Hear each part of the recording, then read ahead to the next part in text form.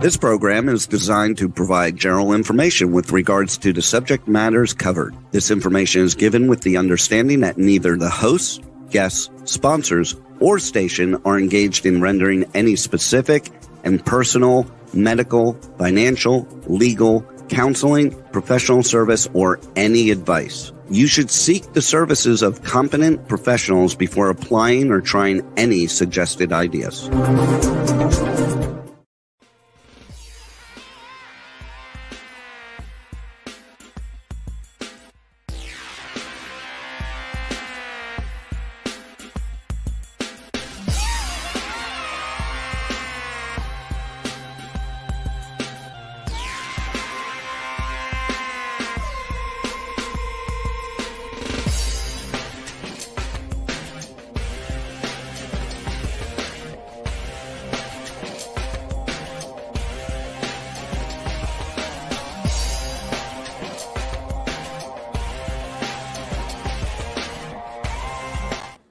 Hey there, it's Brian Sebastian. Ooh, I hear my echo. Movie reviews and more, live worldwide. And the whole thing about all of this is, it's Valentine's Day. Yeah, I don't care about it. But for those people who are in love, that's a great thing. For the people who aren't, you know what? As Oingo Boingo would say, it's just another day. Remember that song, Gary? It's just another day? Well, it is. Yeah. And that's how I feel about it. So there's a lot more people that I know that are single than in relationships, and the people that are in relationships, they're not doing so well. So I hope they have a halfway decent rest of the day. But for this, and Gabriel's shaking his head, he understands.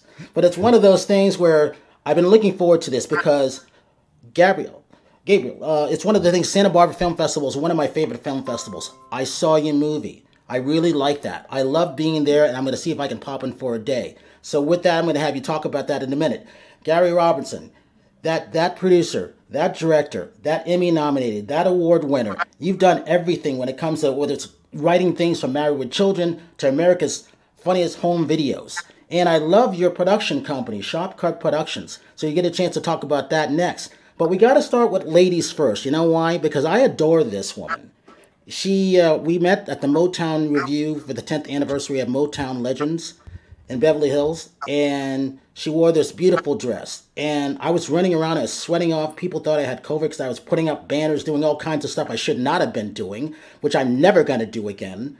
And it was one of those things where it was just an honor to have her come here. She was gracious. She's an actress. She's a producer. You know, I don't think she's directed yet. I could be wrong because she does everything. She does sketch comedy. You saw her in The Vanish with my old deceased friend, Anne Heche. She's also in, I want to say, is it A Vampire in Venice, if I'm correct? Vampires in Venice is one of my show concept ideas. There you go. And with that, go ahead, take it away. Tell us who you are. Go ahead. Hi, my name is Aleksei Archer. I am an actor, writer, producer, philanthropist, aka humanitarian. Vampires of Venice is a show concept idea that me and a friend of mine came up with after watching What We Do in the Shadows. Do any of you guys watch that show? It's so funny. But we watched it for a while and there were no black vampires. We're like, oh, what happened to the black vampires? So they live in a beach house in Venice Beach, but they can chill in the sun because they have this thing called melanin, also known in the underworld as black privilege. So, that's Vampires Venice. And so I've been creating my own projects and then also producing on other people's things. The Vanish, was, a big hit, which we were super excited about. And RIP to Anne Heche, sending her love wherever she's at now. Thank you so much for having me on the show. I was like, when you invited me, I was like, oh, Valentine's Day. I was like, I hope I'll be talking to a bunch of other people who don't give a fuck about Valentine's Day.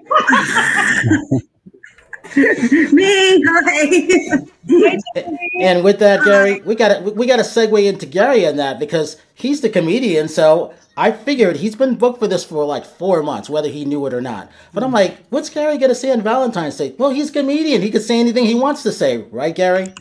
Right. Well, ironically, I think I was booked because I wrote, a great wedding song called DJ Sharpcut, It Could Only Be You, which I think is the wedding song of the decade.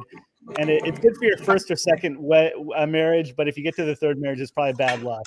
But so check out that song, DJ Sharp Cut, It Can Only Be You. So but yeah, that's why I was booked, I think, initially. But yeah, I've been doing, keeping pretty busy with video production. I'm editing 4 comedy specials right now. 2 of them I just directed, and then I'm just performing comedy around California. So I'll be at the La Jolla Comedy Store tomorrow night, and the Hollywood Comedy Store on the 23rd with Damon Kennedy and Daryl Hammond and Mary Lynn Roscoe from 24. So just keeping me busy with video production, comedy, and music here and there. And the other thing that was appropriate was Never Been Kissed is a great couples film. And it was a wonderful thing. So you got to talk about that. So that actually comes into being Valentine's Day, doesn't it? Well, yeah, Never Been Kissed. That stars Drew Barrymore and my first writing partner with music, Jeremy Jordan, who was a pop star who had a big hit in the 90s called The Right Kind of Love. And so we co-wrote a bunch of songs together. One was to bring attention to the homeless problem called Forgotten People, and just a bunch of other different songs too. So, but yeah, Never Been Kissed is this iconic film that keeps airing over and over again. And it keeps finding new audiences, and then people keep reaching out to me to try to get to Jeremy. So it's a small world. But yeah, it's one of the great, I guess, love movies or romantic comedies out there. See that, Aleksei? There's a future job for you, because I see you and Gary kind of working, because she's funny. I called her the other day because she said something on Instagram. I'm like, that's hilarious. But it's true. We'll talk about that in a minute. But go ahead. Yeah, I've been anti-pharma like my entire life. And then I got an IUD, and I think I was promoting IUDs. So I was now selling IUDs on TikTok. I think that's what happened. Okay, that's funny. My humor's very difficult, so I'm starting to bar very, very low. You're welcome.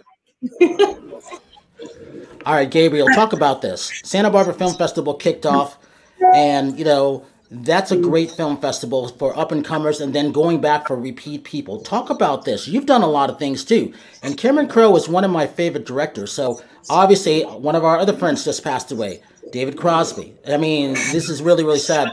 You worked on that. Talk about that, and then talk about your film. Yeah, I had the privilege of spending upwards of a year hanging out in David Crosby's living room, filming him for the documentary. I was an associate producer. I did all the visual effects. It was a small team that really required everyone to kind of touch every piece of it. And yeah, he really inspired me. I didn't know anything about David Crosby or that generation of music a little before my time, but working on that film was an education, and it really inspired me to start playing more music, which is not something that I do well, do professionally, and want anybody to hear. But it was really nice because it brought something into my life that wasn't trying to make money off of it or like be a pro at it. And there's a lot of freedom in that. Then I could just like enjoy this artistic expression without having to be any good at it, because I'm not. So yeah, David Crosby sadly passed away probably like a month ago. And Santa Barbara was providing a free screening for it in their big theater at the Arlington Theater. As a tribute to him, and the director, A.J. Eaton, had a Q&A after and said some really wonderful things. Yeah, it was a whirlwind of a movie to work on. And then my newest short film, Are You Awake, was also premiering there. It premiered on Friday, played again last night. And it played alongside 2 Oscar-nominated short films. And the theaters were packed with people who were really into the movie. And yeah, it was an awesome time. So just got back into LA this morning after spending time in Santa Barbara. And now we're looking forward to the new screening as part of the Hollywood Real Independent Film Festival. And it's playing on Sunday, February 26th. So if you're in LA, you want to see a spooky thriller film, come check it out. All right, Terry, I know you had something. Introduce yourself. Tell them who you are, what you're doing.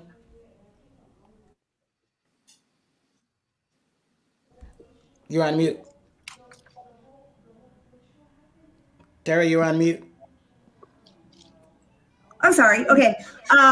Yeah, I just want to apologize for my lighting right now. It's one of those days. I was on a business call right until 5 o'clock, and I didn't get my ring right. I'm just noticing my camera is horrible, so I apologize for that.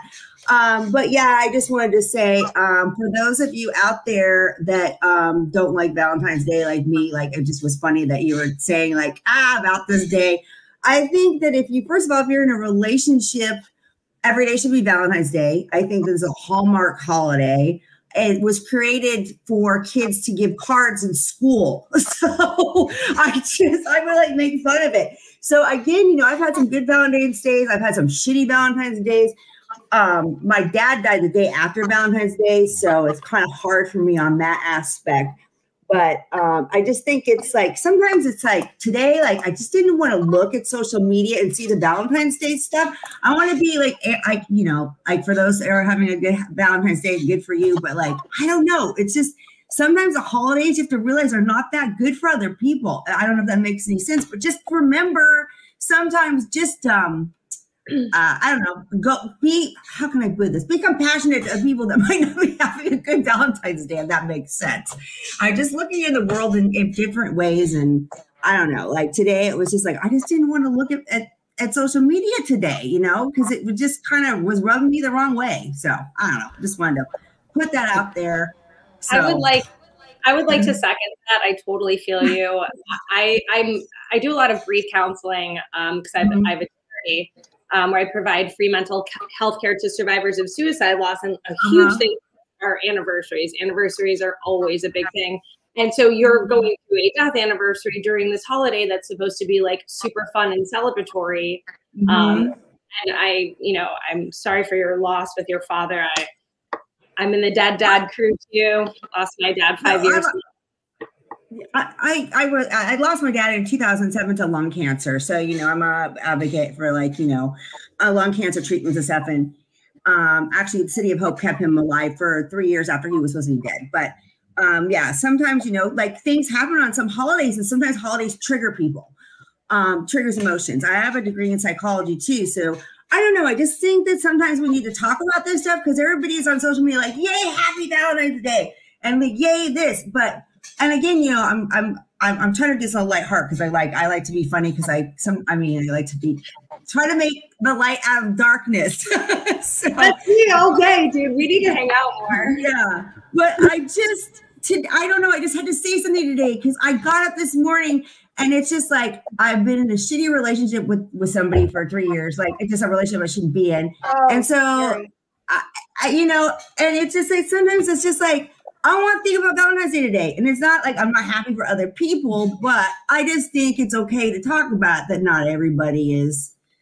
Yay. And so that way too. So here's the thing. Rachel and I, we were talking about, we thought it was for kids because when we grew up, it was for kids. And that was fun because there was always someone that we liked in class as little kids. We didn't know any better. So I look at it that way. Little Valentine cards. Well, that too. And then, what Alexa said, I celebrate the friends that we've lost, and I celebrate everybody on the show. And this is what Rachel and I were talking about because she understands that. All right, Chef Rachel Roberts in Houston, Texas, tell them who you are and what you do because you're wearing Valentine red. You don't care about that day either. Go ahead. Okay. Yeah, but I'm not a Debbie Downer, so I'm happy every day. All this talk when you start talking about sad stuff, you need your own show, Terry. I'm telling you, you can have the whole Debbie Downer show. It would talk about anyway. No, I'm having a great day. Every day is a great day. My name is Rachel Roberts. I'm a chef in Houston, Texas. I'm working on a cooking show. I'm gonna have my own talk shows soon, the Rachel Roberts Show. It's going to be so much fun. And we're never going to talk about death or anything sad or anything yucky. Every week I come on to movie reviews and more. I have so much fun. I love you guys. And I always cook something. So tonight, for the boys, I have 2 kids and they wanted steak. So we did a seared steak. My whole thing is eat clean, drink a little dirty. So, tonight, Rachel, show us that food. Show that food again. I want to see that. Okay, well, wait. Nope. Oh, wow. Okay. get off buying, DJ. There we go. Okay, so here's a seared steak with mushrooms and onions. But y'all, this is the thing. This is one of these TikTok fries. So there's the rutabaga French fry. Look, no carbs. It also has no. It's like that is. This is gonna be a TikTok fail. Anyway, no carbs, but also Terry, look. Yeah, it tastes good, but it doesn't look like a French fry at all. Anyway, I thought that would be fun to show you guys. And the other thing I did is I made some, you know how everybody's making the strawberries, that are dipped in chocolate. I've got some beautiful keto ganache dipped strawberries. Yum, yum, yum. Look, sugar-free. Ooh, baby. And my cocktail, every week I bring on a cocktail. When I started with movie reviews and more, I was making these like elaborate cocktails, with like little plants and stuff, shit cut out of them. Now, like, we're going to talk about this bourbon. So this week's bourbon, as you can see, almost empty, is Silk, C-Y-L-K. I like this. This guy, y'all, he's also, you guys can relate. Maybe you know who I'm talking about. Silk is, he's a movie star. He was in White Men Can't Jump. He makes films. He makes movies. And he also does bourbon. So I was like, I need you. But, the problem with becoming one of my sponsors, if you make bourbon, is it runs out quickly. So I think he's letting me have one bottle a month. So send me another bottle. Anyway, find me on all social media platforms and look for Rachel Roberts Recipes, her own TV show and her own cooking show happening soon. And with that, all the way from Nashville, Tennessee, Mr. Dapper himself, Howard, which room are you in now out of the mansion? Because we've never seen this one. Howard, you got to tell everybody what you do, first of all, and what you used to do, because it just looks beautiful. It looks like a museum. I'm Howard Wiggins in Nashville, Tennessee. I used to be one of the world's 35 leading interior designers. And then I retired and became a movie actor / model and soon to be TV. So, and congratulations to Rachel on her new TV show, her cooking show. So thank you. I like that. So. Yeah, Gary. So now that you, go ahead, Howard. You have something else? Go ahead. I do like Valentine's Day. It's February is the month of antique shows. My wife and I go to the Antique and Garden Show. We've got another show, a country show coming up that we're going to, and then we're going to go to Chattanooga to another antique show. So it's spin, spin, spin. Look at my Facebook, see all the beautiful things that I find on my antique travels. All right, Gary, what do you got to say since you've met the other three co-hosts? Two of them you've seen before. Go ahead. Yeah. No, it's a great group here. It's a very diverse group from all over the country. A lot of fun. I really think, though, that Valentine's Day ought to be like 3 days, because there's nothing more romantic than saying, baby, you're the only one for me, at least on a Wednesday. So it needs to be more than 1 day. It's hard to date multiple women and then have to figure out where to place them in the 1 day too. Breakfast, lunch, and dinner. I mean, it's a tough day for players. I'm not a player, but if I was a player, it would be a tough day. Hey, talk about what's been going on at the Roosevelt. You guys have been doing a lot of stuff, and it's been going on for a while. Yeah, we're doing an almost weekly Friday night show at the Roosevelt Hotel, which is a historic hotel. It was the first Oscars there. And recently it was in the hatchet-wielding hitchhiker on Netflix, but not quite as glamorous as the Oscars. But so every week we have a great lineup. Last week I think we've had Daryl Hammond, we've had Jamie Kennedy, Eliza Schlesinger, just all these big headliners in comedy, Shang, and every week we got great headliners, and it's just an amazing show. And I DJ and I perform, so I do the music and then I go and perform at the end. So it's kind of fun. That's funny. What don't you three do, Gabriel? I mean, you've got a vast, filmology and stuff that you do. What else do you do that the audience may not know of? Going back to the topic of making no money, the thing that I like to talk about the most is I play electric ukulele. It's anyway. I'm being silly. I'm being honest, but that's true. But yeah, I mean, For Are You Awake? I wrote and directed it. I edited it. I'm a visual effects artist as well, so I did the visual effects in it, and I gave myself a cameo, but I was already juggling so many things that I didn't want to give a lame performance because I was distracted with acting. So I just gave myself a small part and let some really great actors do the lead parts. And yeah, I mean, just to talk a little bit about Are You Awake? I think it's funny that we talked about people struggling, especially on Valentine's Day and happy days. The film is a statement on mental health. It's not a happy film at all. It ends in a hopeful way, but it's a psychological thriller. It takes place in kind of a bleak dystopian future. And it follows a woman whose job it is to wake people up in the morning because people are too sad to get out of bed. So it seems relevant to this. I mean, I guess the film could take place during Valentine's Day. Can you send it over to my house? Yeah. There's a really long wait list though. Oh, come on, man. Throw me a bone here.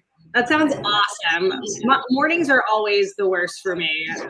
So to have someone who their designated job would just be to wake me up in the perfect way, that sounds amazing. I cannot wait to see this movie. I know. I'm excited to see it too. Thanks, guys. Yeah. I mean, it's not a COVID movie, but it definitely came out of COVID 2020. In my living room and not leaving. I was like everyone else in a really low spot. And I just couldn't get myself out of bed for a while. And I was really relying on my wife where I had a job at the time. And I've since quit, which was a big improvement to my happiness. But when I had the job, I had to get up by 9:30 and I was sleeping till 9:45. And my wife is like, dude, you gotta work. So eventually when I pulled myself out of that slump, I was like, I gotta use this for something. And that's where Are You Awake originally came from. I think that's the reason why I liked it, because I liked how you shot it. And the fact that I tell people this all the time, Santa Barbara Film Festival is my favorite film festival, not Sundance, not South by Southwest. They're good, but I feel Roger Darling puts some of the best films in the world, and all the Oscar nominees go to that. And it's always a week or two before the Oscars. It's a great platform to see, to have your film seen. And I really love to support that. But it's also one of those things, Alexa, you were talking about sometimes having a problem getting up. Well, this is where Rachel comes in for coffee talk, because she'll wake your ass up with her coffee talk because she's just bubbly and everything like that. I love that, but I'm allergic to coffee. So,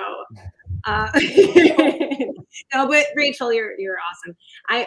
Gabriel, though, I created a project in the dead of the pandemic too. I had written it before the pandemic hit, refined it while I was there and sitting on my ass, and I was like, oh, man, even when Hollywood is back in full steam, this project is so important to me, and it's about it has a huge mental health component as well. My father took his life 5.5 years ago, and I wanted to tell that story, but with my background in comedy, yes, I do drama as well. The Vanished is a thriller, actually, but I was like, how can I tell this story with levity so that it can be palatable and everybody can sort of join in on what it is to have loss? It doesn't necessarily have to be this exact type, but yeah, I can't wait to see your project. That's so awesome. I feel like you and I were living parallel lives, writing depressed in our houses and made art. And I think a lot of people were. Yeah. And I think that some of the best art has to come from the darkness, right? We can only feel as bright as we've felt darkness. So sometimes when I'm in a really dark place, I'm like, you know what? I can also experience the polar opposite to that. It might not be happening right this second, but it will fucking happen. And you just have to hold on for them at good times. So. How can you appreciate anything good if you don't go through bad? And a lot of comedy comes from coping with stuff. You know what I mean? I mean, again, and wasn't trying to be negative earlier. I was just saying that, it's we watch social media or we look at, people are, I'm doing this and I'm doing this. But sometimes people are not all that happy behind that happiness, because everybody's got trauma or they've got things going on. And yeah, eventually, Rachel, yeah, I would love to like do a podcast and just talk about this stuff because I think it needs to be talked about. You know, girls go on social media and then they think everybody has to look like that and they end up killing themselves. And I mean, it's the reality of life. And I think we all go through this. But again, you know, from that trauma, when good stuff happens to you, you appreciate it more. And it's just part of the cycle of life, if that's making any sense. So no shots fired at Gary, but comedians are the saddest people in the world. Absolutely. Absolutely. I don't know if Gary falls into that, but every single comedian. I don't really fall into that yet, but maybe someday. Oh, Gary, I don't think Gary does, but every single comedian from Milton Berle to Billy Crystal, even Whoopi, you know, they fall into that category. But that's why they make us laugh, also, right, Gary? Well, Robin Williams too, somebody who obviously dealt with like demons and depression. Because a lot of times, you know, we look for escapism from the reality and we try to bring levity to other people. But it is a weird thing because when you're doing stand-up, you feel like you're giving energy to the audience. And sometimes after, there is a letdown because you're kind of high when you're on stage. You're like hyper-aware of things. And then later, there's a definite letdown and you're back to reality and it can be a little slow. So, yeah, it's very interesting the way we kind of convey energy to other people, I guess. But also, it's really inspiring to see you guys put together these projects. One of the great things now is that these cameras are so good. DSLRs, even the lower end cameras. Before, you know, you had to have like a 35mm film camera. Like these are 35mm cameras, and just the bare minimum to film a project would be like, you know, $50,000 in film stock and processing. And now you can get like a good camera for a couple thousand and really make it look pretty good and film in 4K and get it into a festival, and it can sell. So it's an exciting time for filmmakers to be able to really not be limited by the economics of things. You can just do what you want to make if you got the passion for it. That's one of my goals. Oh, go ahead. Oh no, one of my goals, like Brian's always talking about writing a book, but I more want to write a screenplay, like on just some of the crazy shit that I've gone through in my life that has actually taught me like life lessons, and I've got a story to tell. So how would you go about that? If you didn't necessarily want to write a book, but you wanted to write a screenplay, I guess I just write a screenplay and submit it. Who's the question for? Go ahead, Gary. You take that one. And Gabe, you'll take that too. You know, the one thing, I mean, I've learned, first of all, I hate film development because I was in development for 5 years on a film. And every time, like Robert Duvall was attached to it at one point, and then we had 5 different directors. Every director wanted a completely different version of the script. And talented directors too, but they all wanted their own stamp. As far as writing something, I mean, yeah, there's no one way to do it. You could write a book, and then the book could be converted into a screenplay. You could write a screenplay. One recommendation I would make is that whenever I would submit a screenplay to an agent, they would take 6 months to read it. But when we had a few $100,000 behind it, they took 2 weeks. So try to get a little money behind your project before you're taking it around and shopping it, and maybe try to attach some talent that brings production value to the project. If you can attach like a name actor, that really helps because you're starting to produce it and bring talent and bring some value to the project instead of being one of a million scripts floating around town. So there's all different ways of doing it. But, you know, the great thing is just first start writing it and get it to a presentable point, and it'll probably take a while to do that because you want to rewrite it and keep on refining it and everything. But I don't think there's any one way, but they might have some other ideas. Because I had an idea of I just wanted to take some of the trauma and make it, but I wanted to do it in a funny way so that I bring the stuff that I've gone through to like inspire other people, but also to kind of bring comedy into it. So it's like, what is that? They say the comedy tragedy type of mix, which I enjoy the most because it's relatable. So, I mean, I was just kind of thinking about it because Brian's always like, oh, you should write a book about all this stuff. And I'm like, no, I don't write a screenplay and just go that route, because I'm an actress and I like to do that I'm an actress. And so to me, it'll be easier for me to do that, writing more of a script. But anyway, that's all right, Gary. Gabriel, we'll go into you next. Gary, I got a challenge for Terry. Terry, get up on stage and do it. Right, Gary? Let's see if it works. Absolutely. Get Well, it I was out talking there. about more of writing it, but I mean, I know I can be funny because I get, because people actually, I don't know. But again, what you're saying, Gary, there's a lot of tragedy and comedy in the jokes because people can relate to it. You know what I mean? So it's just kind of like you get through trauma. You get through trauma with laughing. Yeah. Well, they say comedy comes from pain. So yeah, I mean, if the point is to do it, to try it out, to see if it resonates with people, and to make it work. It sounds like you want to do something longer form, so then you'd want to write it out as a feature script or a book, and then you can self-publish a book if nobody else will, and you can try to shop around the script. But there's no one way of doing it. I think that's one thing you find from developing stuff in this town. There's so many different avenues and so many different ways of creating, so many different avenues to present people, your ideas, and there's really no guideline completely to it. I mean, there's people who produce a lot of projects that have it down to a science, but normally it comes from having the money to kind of get it rolling. So. And that's why I like finished product. I found out in the early 90s, I'm like, I'm not going to read a script. Don't even bother sending it to me because it's going to take a long time to do unless someone major is attached to it, which is not fair for someone like Gabriel doing something what is. Because if you look at what he's done and where it went to, Santa Barbara Film Festival, because I did like his short film. I think it's great. And he shot it, going through what he was talking about through COVID. That's not easy. So this is why I always support independent filmmakers. It's the process that you go through. It takes a long time. It's stop and go. You never get the money that you want. And there's just not enough people to go to the theaters and to support it. That bothers me. And I take that personally when it comes to that. And when you have someone like Double A over here, I want to see what you're wearing because you're wearing yellow. Beautiful. When you have someone like her talent who's actually funny, I didn't know she was funny until I started seeing some of her stuff on Instagram. But I knew where it was coming from, but she was also real. And then when it comes to Howard and Rachel are the two happiest people that I know. So that's why I say to the audience, chime in the coffee talk. If you want to see someone who's happy, look at Howard Wiggins over there. Howard, tell them why you're happy, because he's got a great answer to what he does. I tell you, it's a choice. I mean, if you don't like your situation, you leave it. You're the person that guides your life. You can take the gusto and make any day a happy day. It's all the way you look at it. So, and of course, this is an important topic to me, and I don't disagree with you, Howard. However, because I'm the same way, but I just feel like it's not as easy for everyone. Yeah, I agree. And it's also circumstantial in a lot of situations. Like, I'm an optimistic guy, but there's just some times when, like, I cannot make that choice.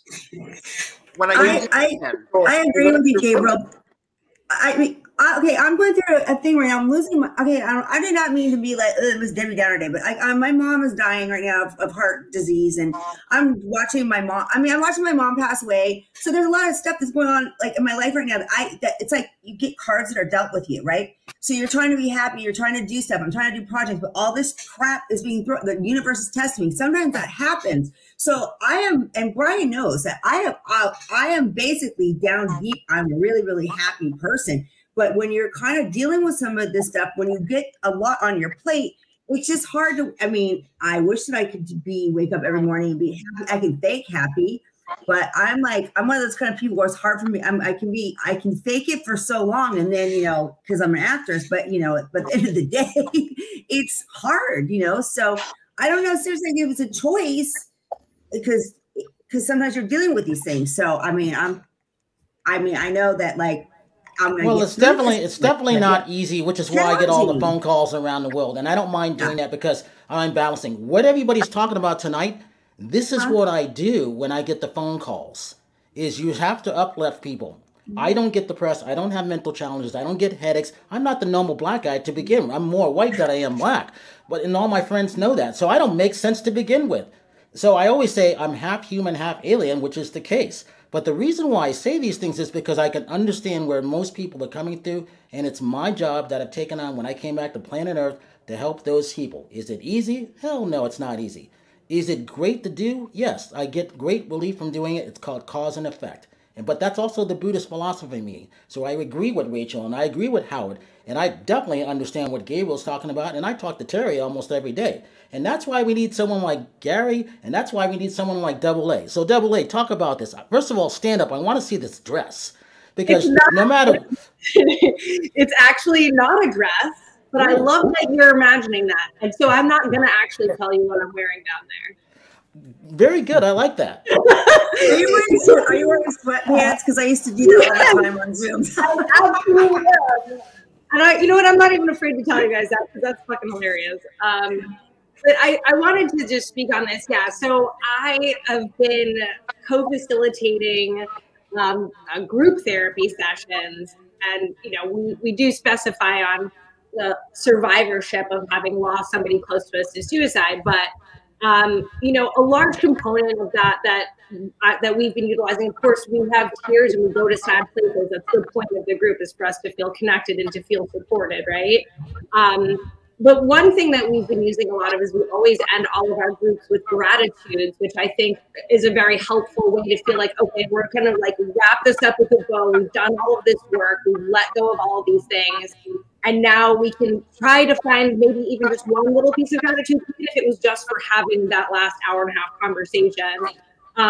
But my charity is called Morning Glory, MOURN, which is to find the glory in morning. I have dogs, sorry. And so a lot of the times it's like, in the darkness of your morning, you have to remember that your life is still glorious. But in order to get to the glory, you've got to go through the morning. So it's like, I'm a huge supporter of people expressing their feelings, talking about their darkness, because if we're not talking about it, it's eating us up on the inside, and we don't want that.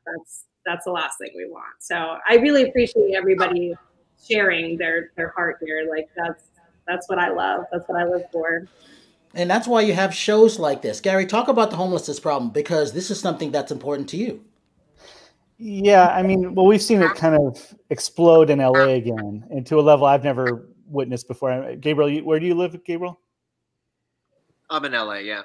Okay, you're in LA. So every time you drive under an overpass, there's like a tent city now, and the homeless problem's out of control. And I wrote a song with Jeremy Jordan, that pop star, years ago called Forgotten People, about the homeless. And that was when it was relatively minor compared to what it was now. But it was still just a very upsetting that, you know, we live particularly, you know, relatively comfortable lives, and we're driving by people who are, you know, just struggling to stay alive. Now it's worse than ever. I mean, we got tent cities, we have fentanyl that's killing a lot of homeless people, as far as I know, downtown. And it's gone to a level that's absurd.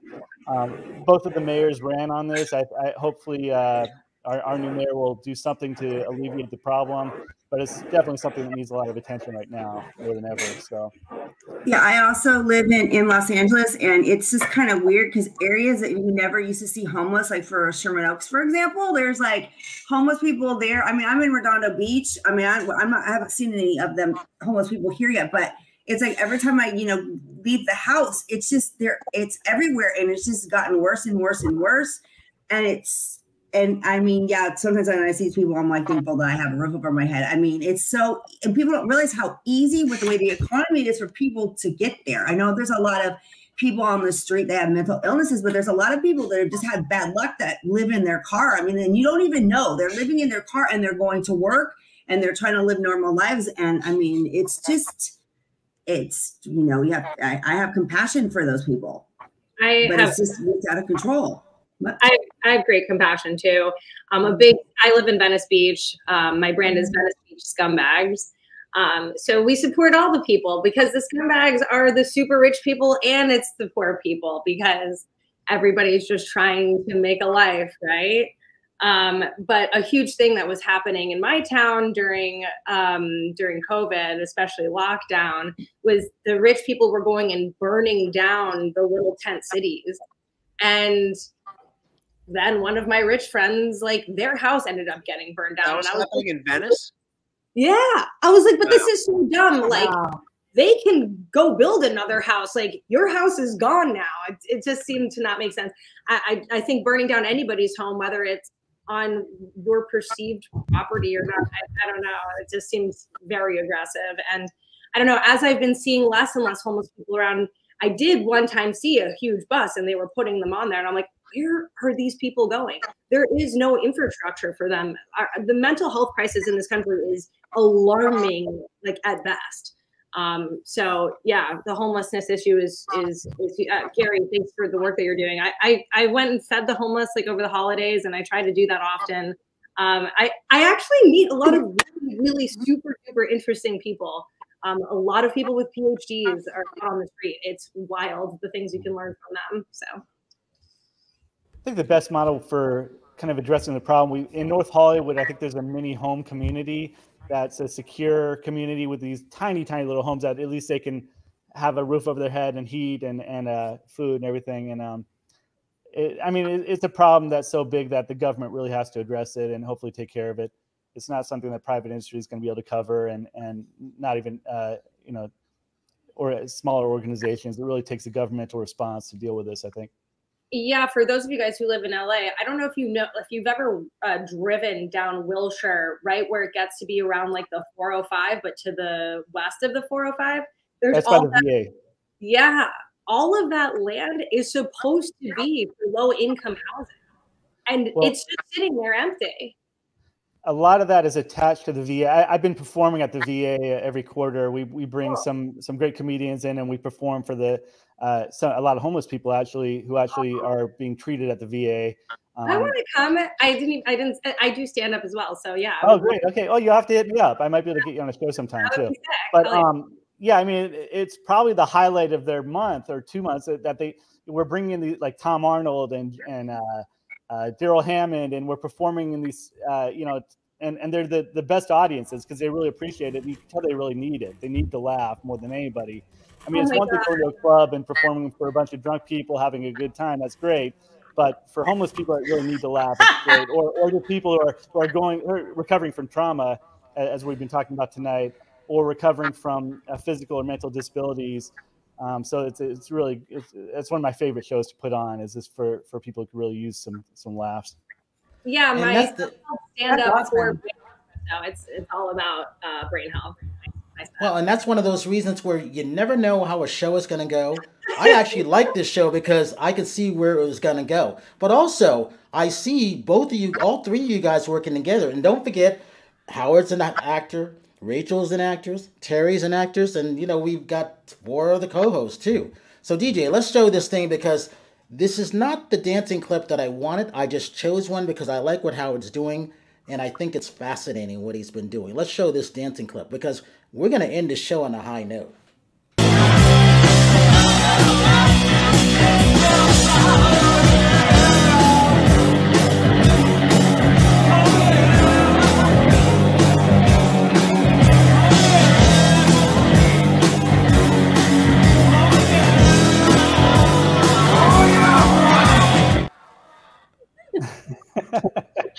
Now, the reason why I wanted to show this because Howard loves to dance for one. He's a great dancer. He's just got so much energy, and I really love what he does. And when he took me out to Brentwood, Tennessee, we went to Franklin, we went to Green Hills. I just had a blast hanging out with him, and I got a chance, and I understood what Rachel saw in him, and I love things like that. I think it's great when it comes to things like that. But also, Gary and Gabriel and even Double A, when you see things like this, this is what people need to see. People going like this. And by the way, Howard's video is almost at 160,000 views and counting. There's another 9-second clip that he put up. Howard, talk about the one that you did on, what was it? Was it Jack White or Jack Black? Go ahead, talk about that. Yeah, Jack White. I did he was What's the Trick? And it got over 300 million views in 1 week. So it's kind of awesome to think about that more people saw me in 1 week's time than saw me in my whole entire life. But there was a lot of comments on that video about me if you'll go down and read it. But every now and then I post it on my Facebook page and you'll see it. But I have traumas in my life too, Terry. I have to take care of my wife, and I've lost my parents, and everybody's had traumas. But that's life. I mean, you deal with it, you go on. I don't look at death as I look at it as death. It can be a relief. There's a lot worse things than death. and being paralyzed and things like that are far more tragic. And no matter what you're going through, there's somebody going through something worse. No matter what you're going through as far as being happy, there's somebody always happier. So don't compare yourself to others. Just take your moments. And that's one reason I go dancing a lot. It relieves my stress. I cannot be sad when I'm dancing at all. And then I love the people I meet. You know, people bring joy in your life too. Step out of the house. Don't stay in the house. Get out and meet people. Leave your situation behind. It will work itself out. Don't be around people that are don't talk to people that are always sad. Be around people that are happy. Be around people that will lift you up. You know how good it feels when you're around someone that's always happy? It feels good. It feels good. Then you feel happy. Next thing you know, you're feeling good. If you're around somebody that's like always like, well, you know what? We all have problems. And you make a choice in life. You know, surround yourself with positive energy. Feel good. Be around people that feel good, and you're going to feel good too. And it's just like Brian when he ends the shows. Give somebody your smile and get it back. Because I have people all the time tell me, you're just fun. You're just fun. And I'm like, I'm fun because I choose to be fun. Yeah. You know, hey, we got about 3 minutes left. Let's show this trailer. Are you awake?